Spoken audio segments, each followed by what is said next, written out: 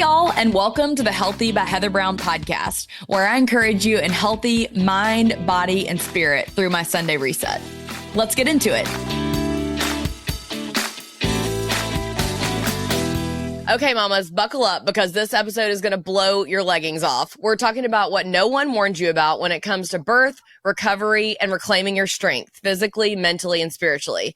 My guest today is Gina from Mamaste Fit, a perinatal fitness trainer and birth doula who's got the receipts for why modern moms are doing postpartum all wrong. She's here to help us fix it all. So with all that said, Gina, come on in. Tell us about how many kids you have and what really drew you into the Mamaste Fit, community and podcast. So I have 4 kids, me and my husband have 4 children, ranging from 8 months all the way to almost 8 years old. So I've been working personally living in the perinatal space for about 8 to 9 years now. And I've been working in this space as a professional for about the past 8 years. So I started my business, Mamaste Fit, in 2017 after the birth of my first daughter. So I was transitioning off of active duty military and was transitioning to be a stay-at-home mom and was trying to figure out what I can do with all this new free time that I had, because babies are not time consuming at all. And so I decided to start my business, Mamaste Fit, because one, I felt very confused about what movement I can do during my pregnancy, what movement I could do now in the postpartum to help support my healing, to help support my long-term health. And I also really wanted a community. A lot of my friends did not have children. And for those of you that are the first of your friends to have a baby, you may notice that you suddenly don't have any friends because they're in a different phase of their life. There's different priorities for them, different things that they're doing. And so I usually find that you don't realize until you're in it, how much you've abandoned somebody. And so I really just wanted a community for myself as well. And so I don't remember exactly how I came to it, but I decided that I wanted to be a perinatal fitness trainer and started my business, Mamaste Fit. And so with Mamaste Fit, I was training in-person pre and postnatal fitness clients, and I was figuring out what movements made sense for them, which combinations of exercises helped them feel more connected to their bodies, which ones helped to alleviate discomforts and pain they were having. And I was having all sorts of different types of clients. Those that were athletes that really identify themselves as athletes, other ones that had never exercised before in their life, but they heard exercise was beneficial during pregnancy. They heard it was helpful in the postpartum. They were looking to build a community themselves. And so we were able to develop our programming based on working with these in-person clients of what really worked for people. So it wasn't just a program that Gina made based on my own pregnancy and my own postpartum. It was a program that we developed based on our in-person work with clients. I also went back to school and I got my master's degree in exercise science. I got another bachelor's degree in exercise science as well. And my whole thesis during my master's program was focused on perinatal fitness. How can we use fitness to help support somebody's pregnancy, specifically in regards to their birth preparation, to support better birth outcomes? And so that's essentially what I studied for about 3 years, in my educational background, in addition to pairing with what I was learning with working in person with my clients.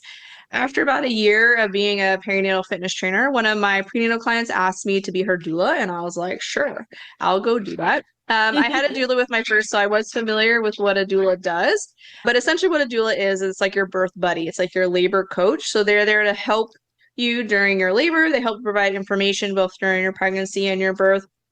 They can help you advocate for yourself, and they also provide emotional and physical support. And so they're kind of there with you the whole time, squeezing your hips, helping you with labor positions. And their expertise on labor and birth specifically, coupled with their relationship with you, can be really helpful. Absolutely. I so wish that I would have known about having a doula back in the day and been more open to it. I feel like I've really learned a lot, obviously, after becoming a mom 9 years ago. So I'm curious, in your opinion, Gina, what is the biggest lie that women are told about labor and delivery, and how is it setting us up to fail before we even hit the hospital? So for me personally, and I think this is probably common for a lot of us, is we've been told that this is the most painful experience ever. There's no trophy, it's excruciating. It's there's a lot of negativity involved with the experience. And it's the same in media too. You watch these movies where their water breaks and everyone's screaming and there's panic and labor is really boring. Labor is super boring unless you're actively contracting, but there's a good portion of it that there's nothing really. You're just kind of there. And so when we teach our childbirth education courses, we try to remind families labor is slow usually, and it's drawn out. and it's boring. It's not exciting until like the end, like towards like when you're in active labor and you're pushing and all like that gets more excited. But the beginning is really boring and Yeah. slow. And it doesn't have to be this excruciating suffering experience either. Like you're probably not going to be comfortable. I don't know if I would describe unmedicated birth as pain-free. I think some folks believe it can be a pain-free experience. I personally have not felt that for myself, and I I haven't I had that personally have experience not. either.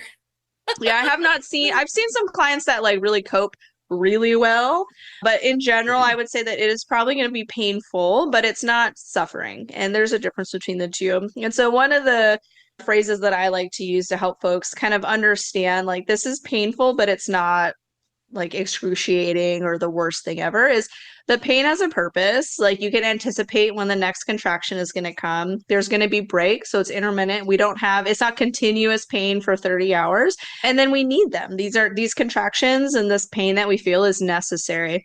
And so when we kind of reframe the way that we view pain, it becomes a lot less scary. And when you understand Mm. that it's not the most, I would not describe it as the most painful experience that I've ever felt in my life.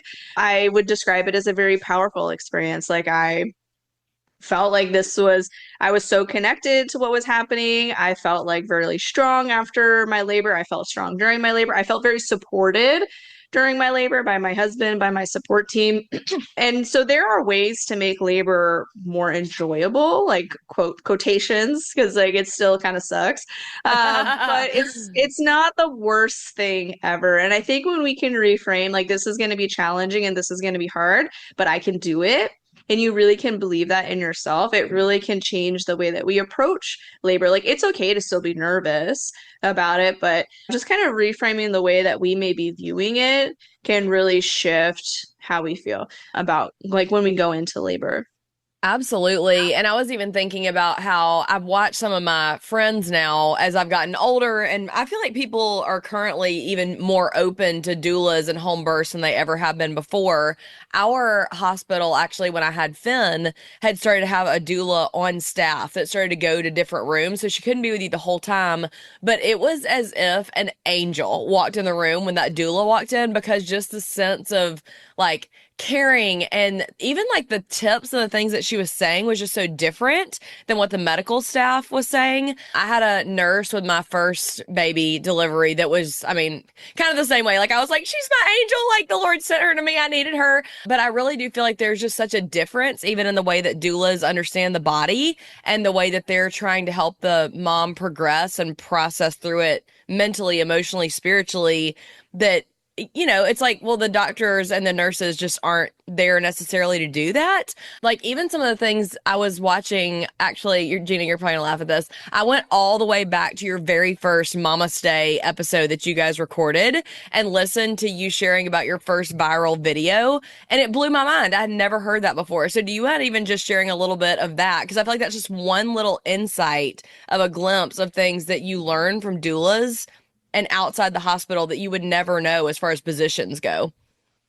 Yeah, so I think the first thing is understanding that each person on your birth team is there to support you. And like, we're not necessarily competing with one another, but each person on the team is going to have a different set of tools. Like, I'm not going to have medical tools available to me as a doula because that's not my expertise. Like, that's For not what I sure, no. offer you.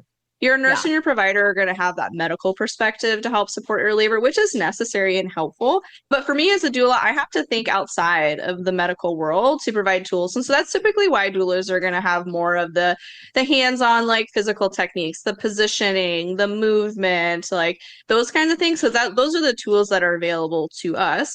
I don't have Pitocin that I can help me progress your labor. Like I'm going to use a right. movement or something to help adjust your baby's position instead.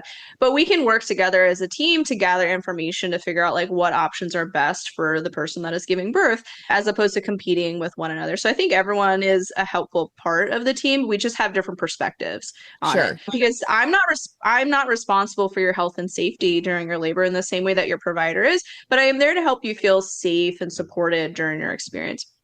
So the way that we can kind of look at the pelvis and how it moves and different movements that we can do to help support the labor process is to first understand that the pelvis is two halves that stick together with a triangular bone on the back. So there's three kind of bones that are all like working together that shift and move around as you walk. And we have different joints that attach them. The joints of the pelvis are not the same as like your shoulder or your hip. So there's not like huge movement capability that's happening. But during pregnancy, that movement does increase thanks to the hormone relaxin. So we have a little bit more wiggle room at these pelvic joints, which is important because we want the baby to be able to more easily pass through the pelvis. With this, understanding that the pelvic joints do have some movement capability to kind of change the diameter of the pelvic shape, there is no one movement that opens the whole pelvis. So what opens one part of the pelvis may decrease space in another part, and what opens one part will probably decrease space in another part. And so there's deep squats are not the only labor position that you should do. They're not the only prenatal exercise that you should do, and they're not necessarily the way that you should push your baby out, because we need to think about where is the baby within the pelvis and how can we create more optimal space. So if we start at the top of the pelvis, the pelvic inlet, this is where your baby's going to first enter, or you may be familiar with the term engage into the pelvis. And so this is essentially their first path through.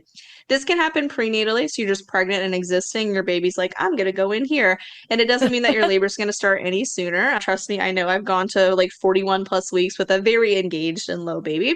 But your baby also may not engage until labor begins. And so again, engagement doesn't mean you're going to go into labor soon, and it doesn't mean that you'll never go into labor if they're not engaged. It's just kind of where they're hanging out.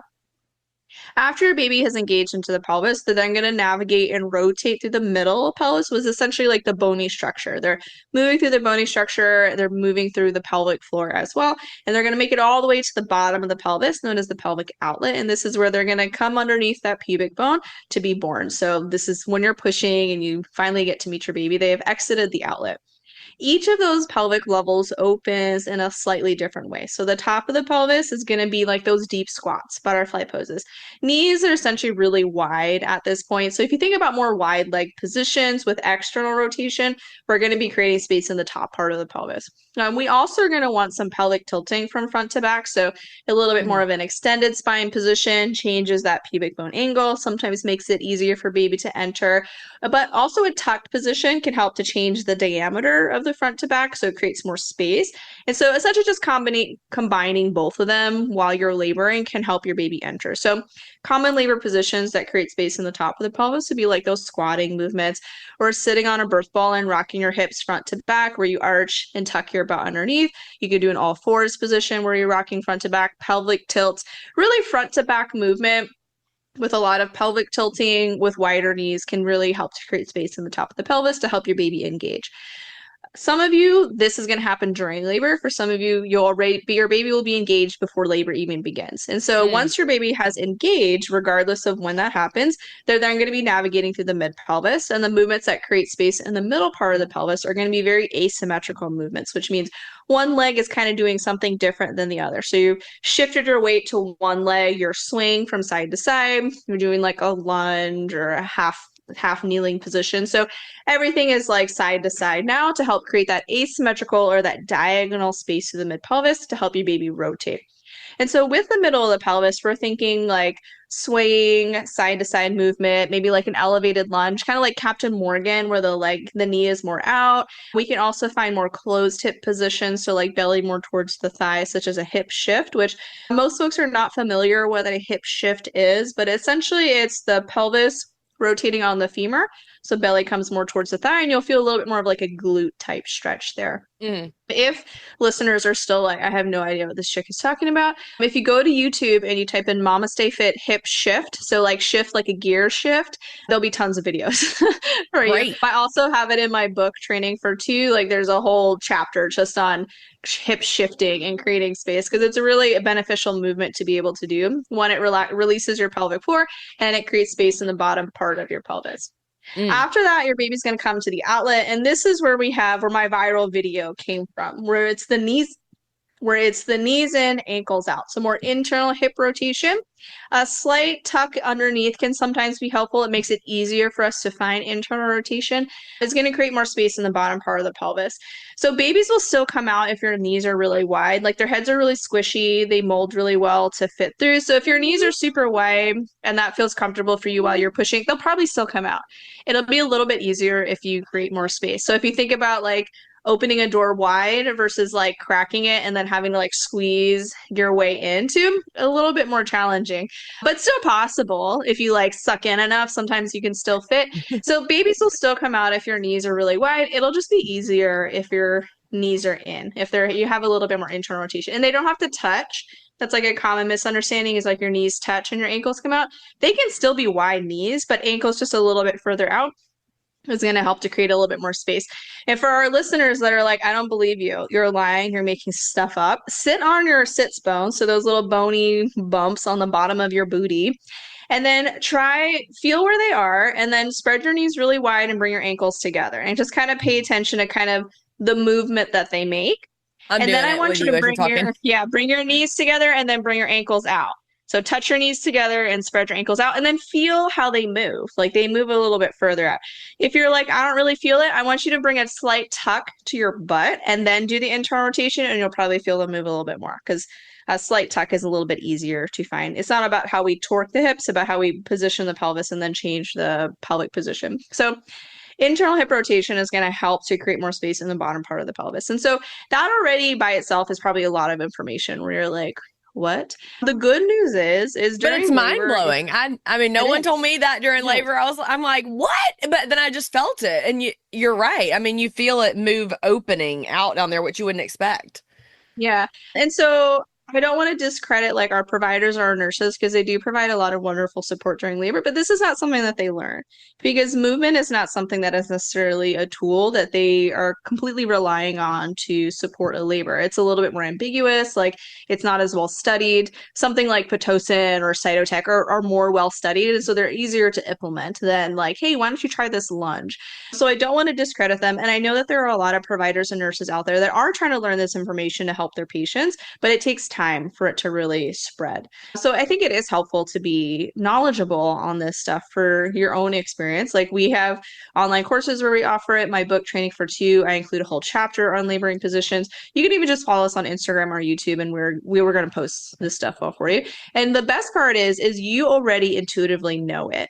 And so during labor, you will intuitively move in a way that creates more space within your pelvis without you even thinking about it. And so if your baby's trying to engage, you're just going to intuitively favor front to back patterns. If your baby is engaged, you're just going to kind of intuitively favor side to side movements. As your baby gets really low, you're going to favor a little bit more hip shifting, maybe some tippy toes or mini squats. And then as your baby's super low, you're just going to start pushing. Like, it's obvious where your baby is at that point. That's really only if you have an unmedicated birth. Once you get an epidural, that kind of goes away a little bit. You may like kind of feel like I should lay on this side versus that side, or I want to lift this leg versus that, but it's kind of muted a lot more with an epidural.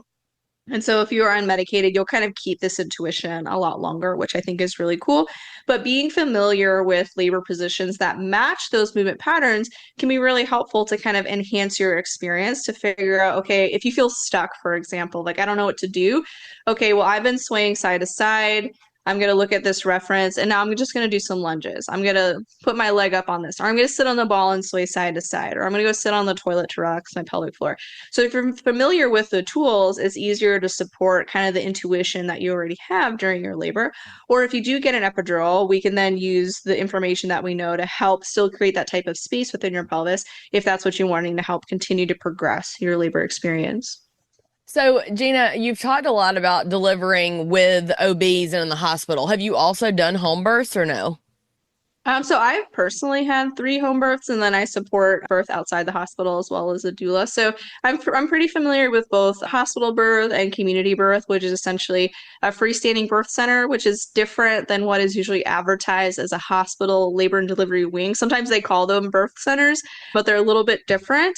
And then home birth would be the other community birth option. So with all the different options, they're all like great options that are available to people. Some of them, like there's some financial differences in like what may be available to you financially, also like provider availability. Usually there's a little bit more limitation with community birth options with providers. There's just not as many of them. There's not as many birth centers around, and usually there's a lot more like hospitals available in the area, and usually insurance will cover hospital birth. They don't always cover community birth. So there are some Sure. limitations with that.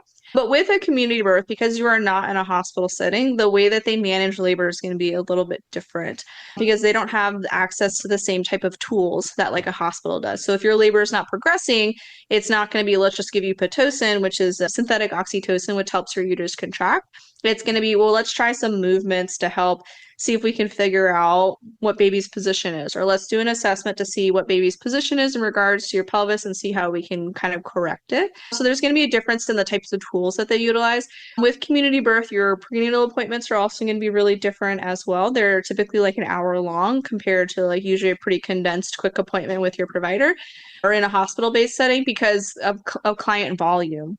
So community births typically, like my home birth midwife has like 5 clients a month that she's supporting, which like in a hospital-based clinic, like they're probably supporting like 200 to 300 like births a month, like Easily. a pretty significant difference in patient volume. With that, with the community birth, because they have a lower volume, their experience levels may be a little bit different too. So that is something to be mindful of if you're wanting a community birth, is to really understand what their experience level is. Because if they have one patient a month, that's going to be really different than somebody who started maybe in a hospital who was really busy and then transitioned to community birth. Like that volume of experience is going to be different, if that kind of makes sense. So with community birth, it's still a very safe option, especially if you're a low risk pregnancy, but being very mindful of who you are choosing to support your birth because it is out of hospital. Like it's not home birth or bust, like it's home birth as long as it's safe. And so having a provider that can help guide you to know when this is maybe no longer a safe option is really helpful. But also knowing that the chances of like a true emergency during labor is also very much lower than we maybe think it is. And some of those emergencies are sometimes the result of provider intervention, not necessarily because something was wrong with your labor. Not always, but it's just there's different considerations to make if you're wanting to have a community birth versus like a hospital birth.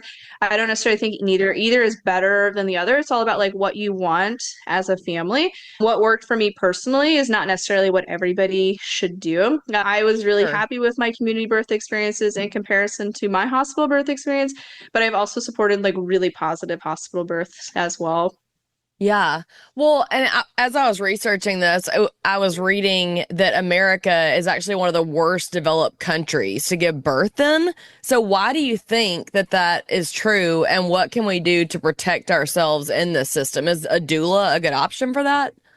Yeah, so I definitely think like having a support team that you can truly trust and rely on is going to be really helpful. And this is also going to be your provider as well. A doula can be beneficial in helping you figure out like what provider is the best fit for you, because what works for you may not work best for somebody else, but they typically are going to have a lot of experience with the different providers with different birth locations. So for me personally, we have like 10 hospitals that you can choose from within like an hour radius of us. And of those different hospitals, there's different things that may be beneficial for somebody versus someone else. And so if somebody wants a really close birth, they're like, hey, my baby's fall out of my body.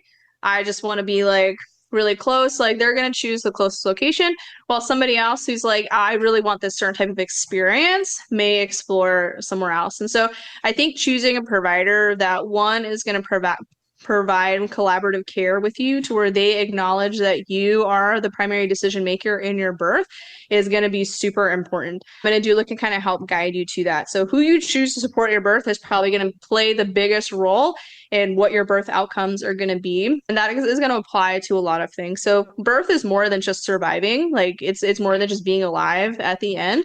We can also have an empowered experience moving past it too, because we don't need to be traumatized by our birth experience. We don't need to go through all of this suffering and like terror, like just to meet our baby. And the biggest things that are going to have to contribute towards that is one, childbirth education. So being knowledgeable about what your options are so that you can intelligently discuss them with your provider. You could explore what your options are and see if they're a good fit for you.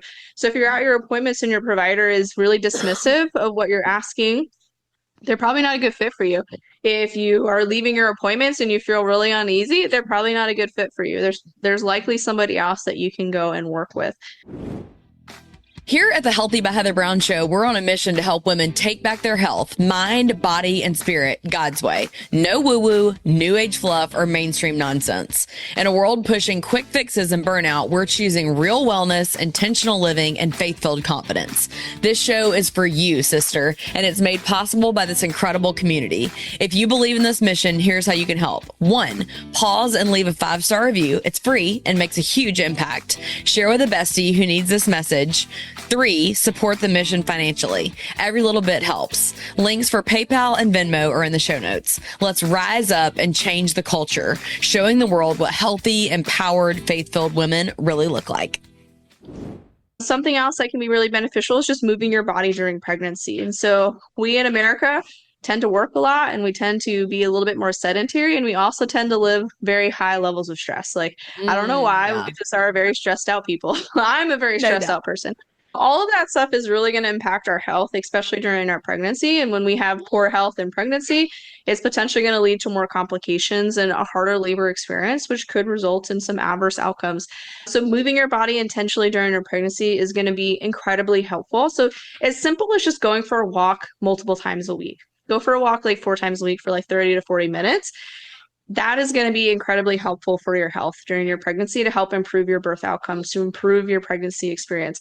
If you have the opportunity, I would say add on some strength training as well. Like, there's really no inherently dangerous exercises that you can do during pregnancy other than ones that have big fall risks. So like box jumps, like lots of running is maybe not helpful, like riding on like a bicycle outside, like that moves. Like anything with like a big fall risk may not be like as good of an idea during pregnancy.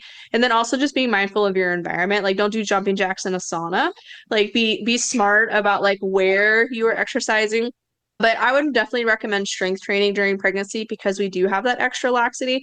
This is going to help to improve your comfort during your pregnancy, in addition to help improve how well you can move during labor and how you can create space within your pelvis during labor, which is also going to decrease the number of interventions that you receive during your birth. And so the biggest things that are going to help you improve your birth outcomes, knowing that you potentially live in a country that has more adverse outcomes for women in this like very developed nation, like you would think that we would be the opposite, is 1, be very picky about your provider. You want to have somebody that you trust, that you feel is going to respect the fact that you're an autonomous person, that you get to make decisions about your labor and that they don't get to be God over your birth experience. Like, yes, their medical expertise and their experience is important to help guide you in your decision making, but they don't completely overpower you in what they get to do.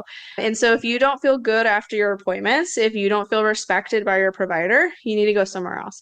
That's such a red flag, y'all, for real. Yeah. But doula can be helpful in helping you figure out like who's a good fit for you based on what they know about you.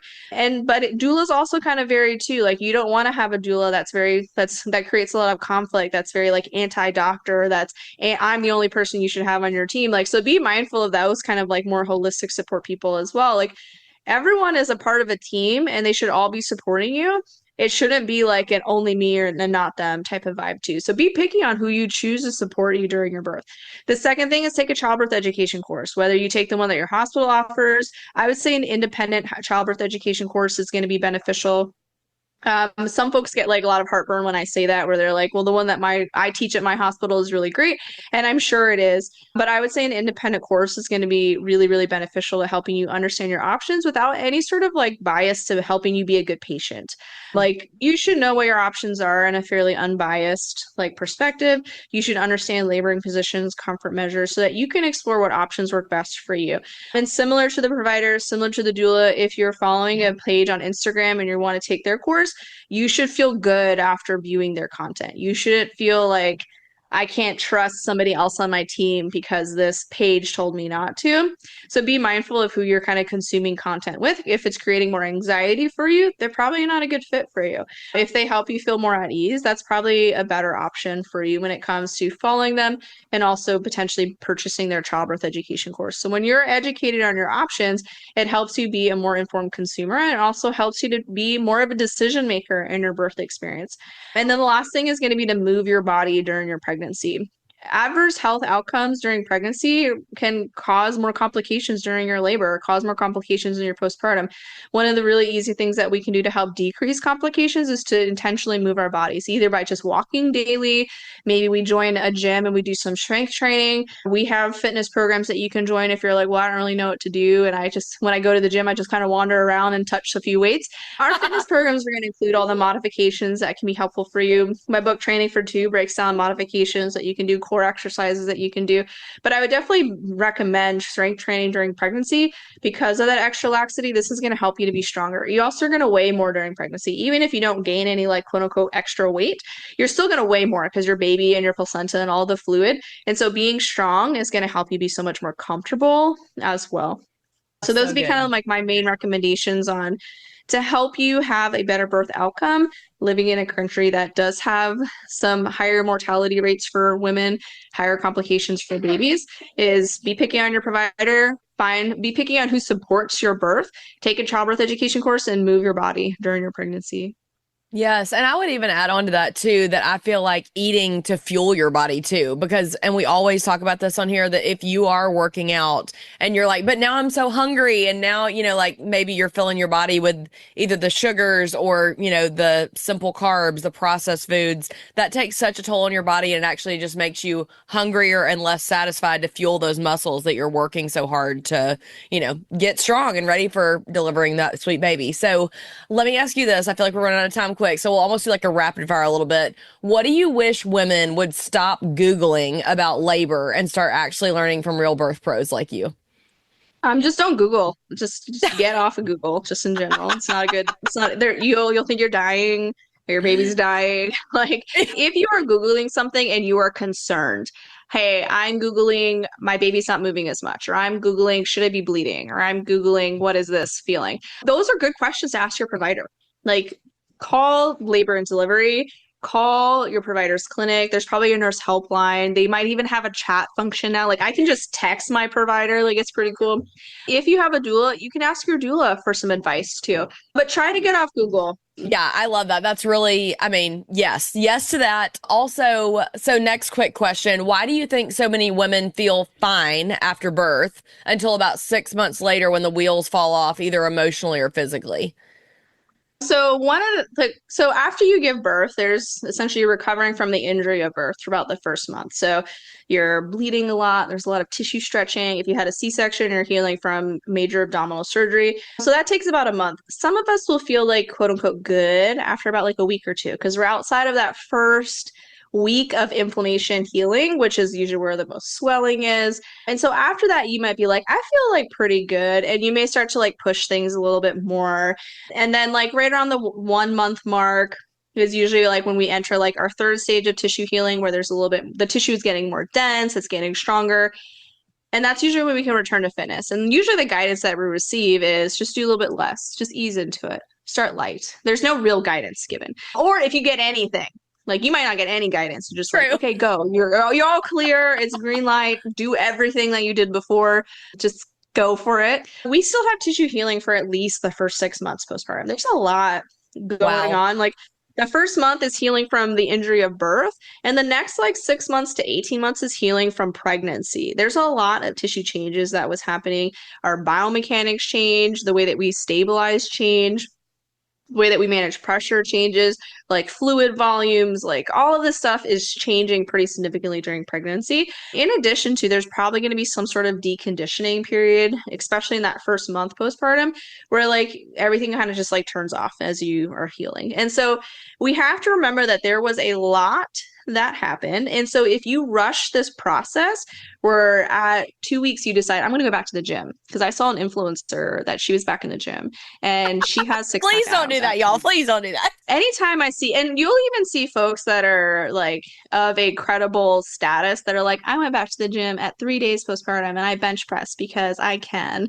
And I'm like, why though? That makes me hurt thinking of, because I had a 4th-degree tear. So I think about the pressure that I would feel trying to bench press. Like, I'm like, I kind of want to vomit right now. It's not necessary and it's awful. Don't do that. So So some folks will hit like the 2 week mark, the 3 week mark, 4 week mark, and they'll go back to the gym, and then they have this pressure to either get back to the same performance that they were doing prenatally or pre-kids, get back to running, get back to lifting. I want to lift super heavy again. Or do they have the pressure of I want to look a certain way again? I want to fit into my jeans ASAP. I want to look like pregnancy never impacted me. I want to bounce back, all of that. And there's a lot of pressure to do that. And I don't want to discount that feeling at all. Like I sometimes feel it for myself and I'm like, what? Like Why? I'm in Yeah. this space. Why do I feel like I need to fit into these jeans? They're not even in style anymore.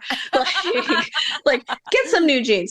So there's a lot of pressures to either for performance, like physical, like appearance, to rush the process. When we rush the process and we're still in this early tissue timeline, 8 months postpartum, all of a sudden all these issues pop up because now we finally can't compensate anymore. And our body is like, I didn't get the opportunity to heal in the way that I was supposed to. And now we have to restart. And so we get that a lot with some of our clients. We'll have in-person clients that show up, they're like 6, 8 months postpartum. And they're like, I got all these issues.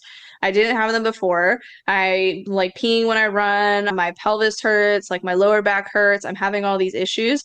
And then we hear their story and we realize that they essentially jumped back into their pre-kids workouts at 6 weeks postpartum and then have been rushing and ignoring signs along the way. And they finally reach a point where they can't compensate anymore. We have online clients that come and work with us where they're like, oh, I knew about you guys, but I just wanted to do my own thing because I didn't want to do like easy quote unquote postpartum program. Like I'm too much of an athlete for that. And then at 6 months postpartum, they're restarting the whole process because they can't stabilize in their core well because they didn't Wow. take the time. And so if you're having issues down the road because you rush the process, like it's not all hope is lost. Like there's still a lot that we can do to help overcome that.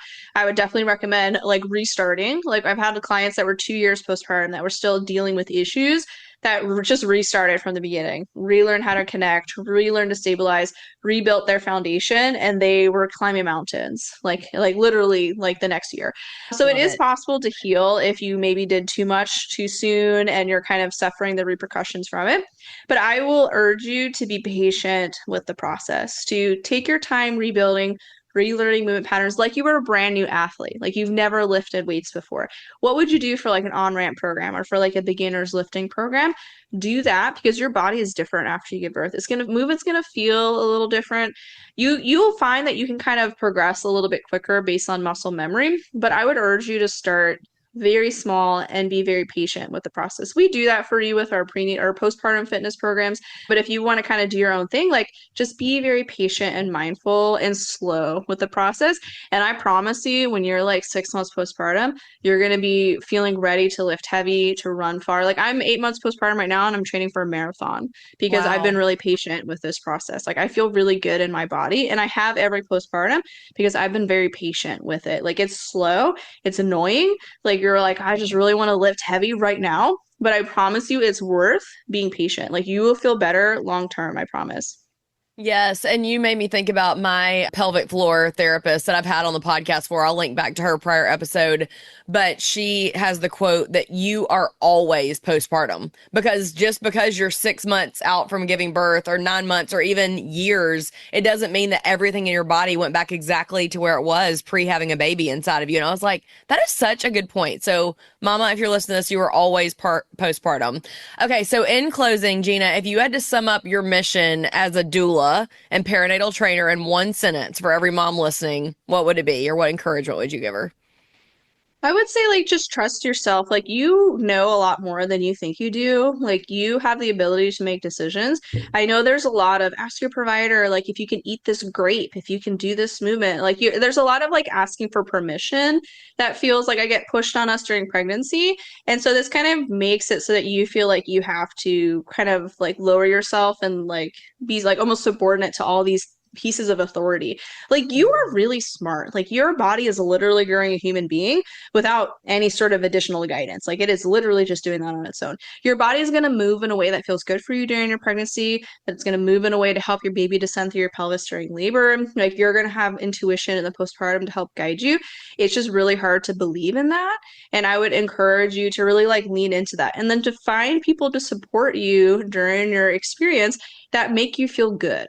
So people that don't create anxiety, that don't make you scared, that don't try to coerce you with like this type of information to kind of align with what they think is best. What you choose to do during your pregnancy and your birth and your postpartum does not have to align with like what I personally chose for myself because we are different people and it's okay for us to have different priorities with what we want to do with our families, what we want to do with our experiences. So I would urge you to ensure that you have people that support you that are judgment free for you. That's something that we try to do here with Mamaste Fit is to support all types of prenatal experiences, all types of birth experiences and postpartum experiences. We really try to ensure that things are financially accessible for folks while also ensuring that like the information just by itself is accessible by using like friendly words. Sometimes some programs are like really technical and it's like, oh my God, I don't there is some complexity to our programs, but we try to make them as simple as possible because we want this information to be accessible to all because I think we all deserve to have an empowered experience.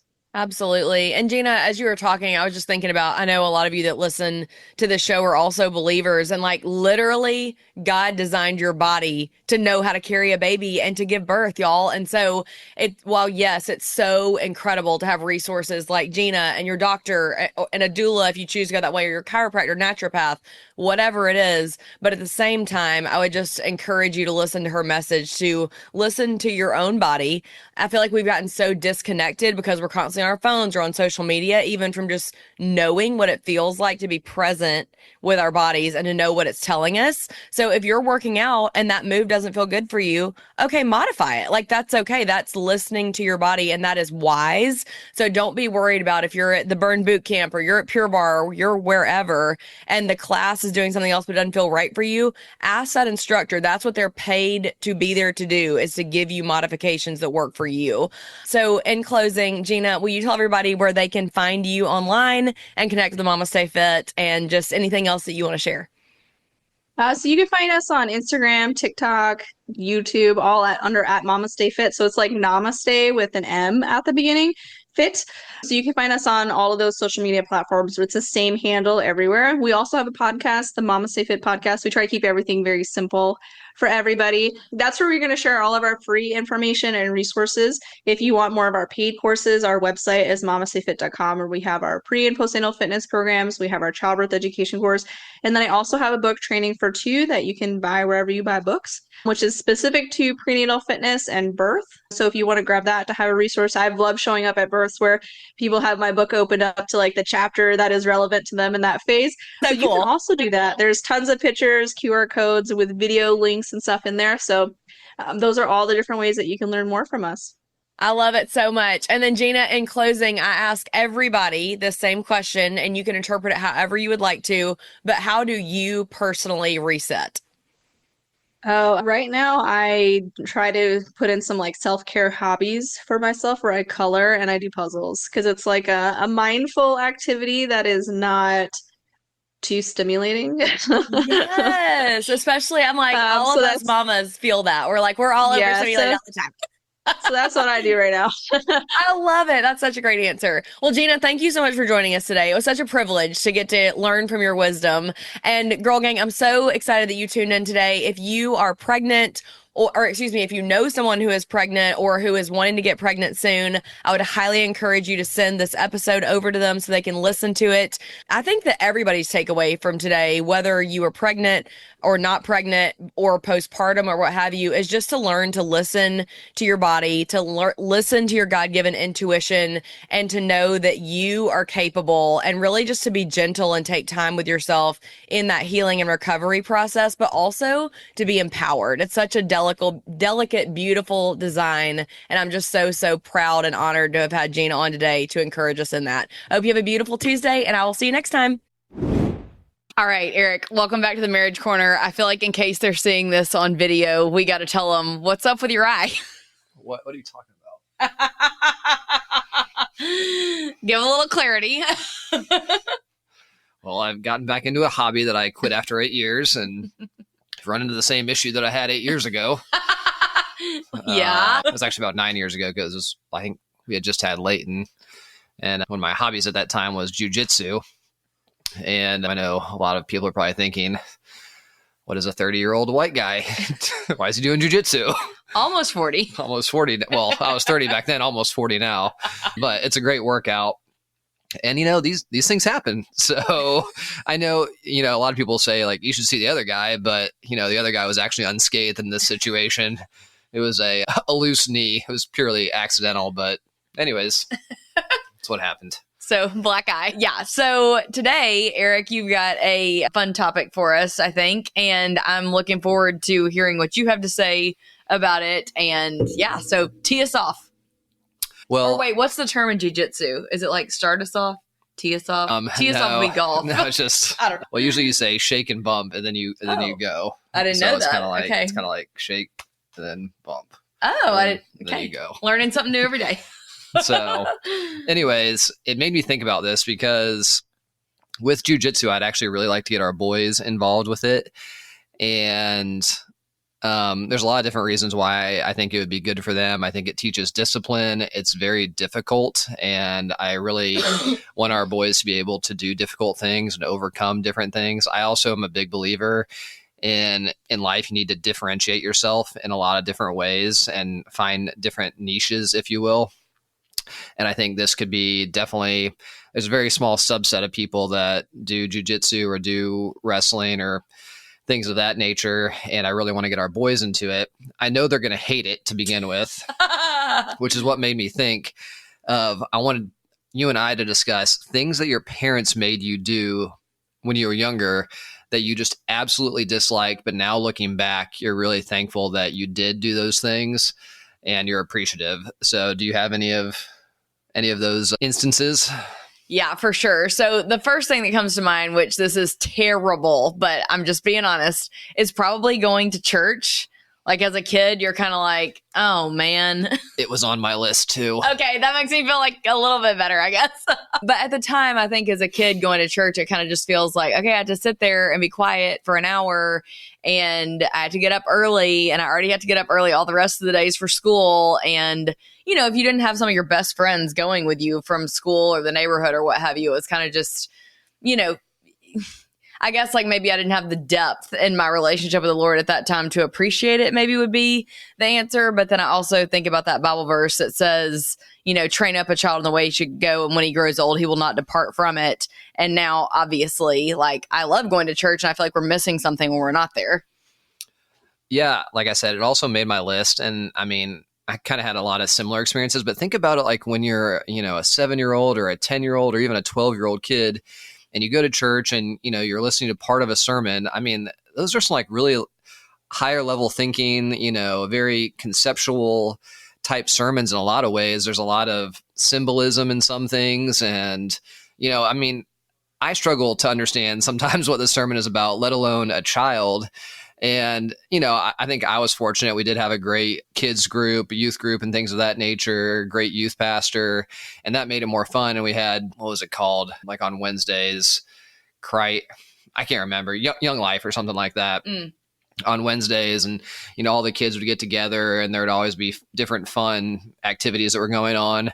But at the same time, it was one of those things that, it just kind of became expected to go. Like it was never really, I can't wait to go to church, but I think it's important to instill those habits definitely in our children.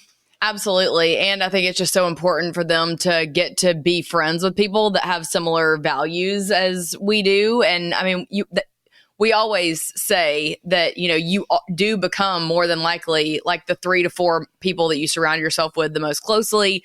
So I'm very grateful for, especially our growth group. I feel like that's a lot of fun for the boys because we get together on Wednesday nights. The kids go outside in the backyard and play basically with each other while we have Bible study inside. And I feel like I should say that we're going through Revelation right now at our church. So it's like, yeah, still, it can be hard to sit through a sermon and be like, I fully understand what's even happening now at 39, Yeah, for sure. Well, I'm going to change it up a little bit. I'm going to go back to one that's kind of similar to jujitsu later on. But one thing that I absolutely could not stand doing, after every one of our birthdays, my mom made us write handwritten thank you notes to everybody that got us a gift or came to our party. And I mean, I always dreaded it. You're probably right between like 15 to 20 thank you notes. And, my hand would be hurting after I was done. I'm notorious for like just too much pressure when I'm writing as well too. But looking back, it's honestly one of the things that I appreciate most, just getting into that habit. I still try to write you handwritten letters. I think it's kind of a lost art. And also too, we just one of our boys' soccer seasons just ended, and I wanted to have Leighton write a thank you note to his coach. And so I think that's just a really good habit to instill. It's kind of a lost art, like I said, and hated it when I was growing up, but I'm so thankful that my mom really instilled that habit in me and my siblings. Absolutely. And even to this day, Eric still writes a handwritten letter to every kid that's on his soccer team that he coaches. And I know that means a ton to those kids. And even the parents come up to me years later and are like, my son still has Coach Eric's letter on their table. So it's just really neat how impactful it is. Because like you said, it is becoming a lost art. And so I think that we should fight to bring it back. Definitely. And I will say, when I write the letters to you, I do write in cursive, which is also another lost art. I also know you can't read half of the things I write as well too, which now it's kind of an inside joke, which I think is funny. You're like, what are you trying to say here? I'm like, it says I love you. I will say, Eric, it has been a while since I've gotten one. Nudge, nudge. Gotcha. Thanks. All right. What's next on your list? I would say probably getting a job. Like, I remember just being one of the few people in high school and college that had to have a regular job. And also my parents made me budget with it. 10% had to go to church, 10% had to go, to like different things. But looking back on that, obviously, I am incredibly grateful for the budgeting skills that it gave me, for instilling the importance from a young age that you should be tithing, at least 10% to the church or to, things that you believe in. And also I feel like now, that instilling of hard work, that's still paying off. 25 years later. And now I couldn't imagine my life without some kind of work in it. And I'm so grateful that I have been gifted enough to have the Lord make it evident to me that I find a lot of purpose in my work and as a way to honor him. And so now it's even more gratifying, obviously, versus like being a checker at Bruno's, scanning the groceries one by one. So we talk about that a fair amount, that I think, both you and I were kind of unique. We both had service jobs in high school. And for me, for whatever reason, it was one of those things, I don't know, it was never like, you have to do this, but it was just kind of like expected to go, you'll go get a job. And my first service job was at Bob Evans being a server. I think I was maybe 15 or 16 years old. I think I was 16 years old, and it's when they still had smoking sections in Bob Evans. And sometimes, I would be assigned to the smoking section, and, I would come home from work, and it basically smelled like I smoked like 2 packs and everything like that.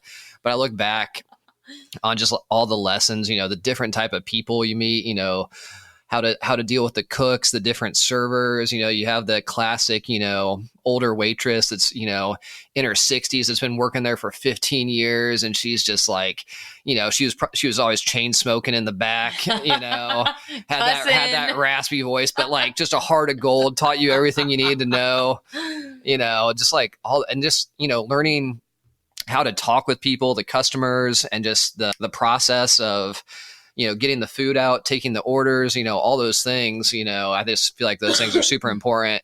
And I never really disliked those things, but it was a great experience.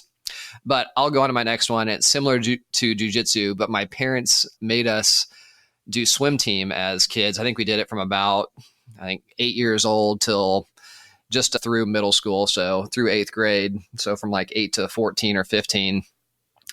And oh my gosh, going to those early morning practices, especially in Fort Wayne, Indiana, even in the summer, it would be cold in the mornings, and you would go into that pool that wasn't heated. We were basically cold plunging before cold plunging was cool. And then you just swim, and it's exhausting. You're basically just like fighting to survive the whole time. And don't get me wrong, I was great at it, and I still didn't like it. I always remember before like big meets, I would be waiting before I go up there, and I would just get the worst stomach cramps and just, felt like I had to use the restroom, and just like that nervousness. And in that moment, I was like, why am I doing this? Why am I doing this? But then, like I said, looking back, I'm so thankful, just the camaraderie of the team, the hard work, the discipline, just all the relationships he formed with all the different kids. Yeah, it was a lot of fun, and I'm glad we did it. So I'm hopeful jiu-jitsu may be a similar experience for our boys. We'll see. Maybe so. And Eric, if you watch this back on video and you see me like smirking at times when you're talking, it's because I literally cannot take you seriously. You have this black eye. Like I keep wanting to be like, yeah. But all I can do is just laugh because it's just so, y'all, it is like purple and black and changing colors and puffy. It is serious. Sorry. But anyway, yes. And I think it also helps that you can still beat your brother in swimming. So that might be another reason why you like it. Well, we did have a race, about 2 years ago. I even let him choose a stroke, and he was better at breaststroke, but he hadn't been working out as much recently as he had in the past. He also had a total false start, and he'll say that he won, but I mean, there's no telling. I still think I won, but we'll go back again some other time. We'll do it. And we'll see what's up. So funny. Okay. Well, this was fun. Do you have any other thing that you want to talk through? Yeah. Last one. Okay. One thing I didn't like doing then. And now I'm looking back, there really was no silver lining, but my parents made me go to my sister's show choir events, at least go to one every year. And they lasted all day. If you like a bunch of high school kids singing show tunes, then yeah, it's great. But you know what? Not my thing. And anyways, you had to do the good brother thing. And, sometimes you got to do things in life that you don't want to do. And that was one of those things. It's true. And it probably taught you like how to support your family and, all those valuable lessons. He's shaking his head. No, you did. Okay. Well, that was a good question, Eric. Anything else you want to say in closing or anything else you want to encourage them? What would the nurse practitioner tell them to do if they or their kids get a black eye? Let's have a little side pro tip here. just wait it out. Too good. Okay. Well, he has been in the sauna and cold plunging 2 days in a row now. So maybe you think that's going to help somehow. I don't know. It's mainly for my wrist. It also got hurt too. But anyways. Yeah. Hashtag this is 40. Okay. Well, love you guys. Have a great Tuesday. We'll see you next time. Y'all know I'm obsessed with all things optimal health, as clearly evidenced here on the podcast. Well, let me tell you about a new company and supplement line that I feel is truly going to change the face of not only our health, but also aging. Enter the crazy and amazing world of peptides. I know you've heard a ton about pharmaceutical kinds, the Ozempics, the Wegovy's of the world, all kinds of crazy with the results that people are getting, but also scary in regards to the possible side effects. What if we could get the same results with a peptide that was made in nature instead of a lab? That's where Make Wellness comes in and their line of bioactive precision peptides. You want to be leaner? You want to be fitter? Want to be more hydrated, more energized, focused, all of the above? I am literally obsessed with these, you guys, and I know you will be too. This is the future of where health is headed. Everything is linked in the show notes, so make sure to check them out. I think you're going to be just as obsessed as I am. Okay, friend, that's a wrap on this week's episode. If you're not already following me on Instagram, make sure to screenshot this episode, share it to your stories, and tag @Healthy by Heather Brown so I can connect with you in my DMs. It truly brings me so much joy to see how these episodes impact you. Make sure to subscribe so we can see you back here next Tuesday for our weekly show. In case you don't know, your downloads, ratings, and reviews are the actual lifeblood of this podcast, and it helps spread the word to your friends and family. So please hit the download button on this episode and leave a 5-star rating if you super loved it. And if we're really BFFs, you'll spread the happy and text this podcast link to someone who needs to hear it today for some encouragement. Scroll down to the show notes on this episode to see any and all links mentioned, freebies to fuel your health goals, prior-related episodes, and the 7-day free trial of my exclusive membership where I personally coach and cheer you on in whole health. While you're there, make sure to check out my Amazon storefront with healthy snacks, my favorite look for less workout outfits, and books and devotionals that challenge me in my faith. If you ever need to find my Amazon storefront, just Google Healthy by Heather Brown Amazon and it will come up. Have a great day, girl gang.